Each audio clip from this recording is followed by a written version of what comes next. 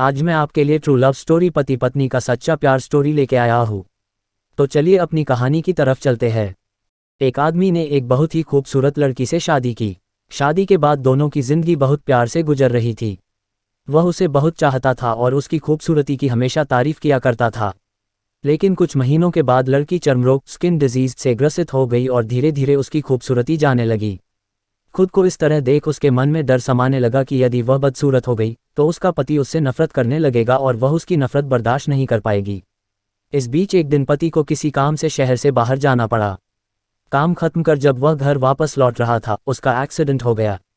Accident में उसने अपनी दोनों आंखें खो दी, लेकिन इसके बावजूद भी उन दोनों की जिंदगी सामान्य तरीके से आगे बढ़ती रही। समय गुजरता रहा और अपने चर्मरोग के कारण लड़की ने अपनी खूबसूरती पूरी तरह गंवा दी। वह बदसूरत हो गई, लेकिन अंधे पति को इस बारे में कुछ भी पता नहीं था। इसलिए इसका उनके खुशहाल विवाहित जीवन पर कोई प्रभाव नहीं पड़ा। वह उसे उसी तरह प्यार करता रहा। एक दिन उस लड़की की मौत हो गई। पति अब अकेला हो गया था। वह बहुत दुखी था। वह उस शहर को छोड़कर जाना चाहता था। उसने अंतिम संस्कार की सारी क्रियाविधि पूर्ण की और शहर छोड़कर जाने लगा। तभी एक आदमी ने पीछे से उसे पुकारा और पास आकर कहा, अब तुम बिना सहारे के अकेले कैसे चल पाओगे? इतने साल तो तुम्हारी पत्नी तुम्हारी मदद किया करती थी। पति ने जवाब दिया, दोस्त, मैं अंधा नहीं हूँ। मैं बस अंधा होने का नाटक कर रहा था, क्योंकि यदि मेरी पत्नी को पता चल जाता कि मैं उसकी बदसूरती देख सकता हूँ तो यह उसे उसके रोग से ज़्यादा दर्द देता। इसलिए मैंने इतने साल अंधे होने का दिखावा किया।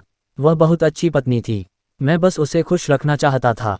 सीख, खुश रहने के लिए हमें भी एक दूसरे की कमियों के प्रति आंखें बंद कर लेनी चाहिए और उन कमियों को नज़रअंदाज कर देना चाहिए।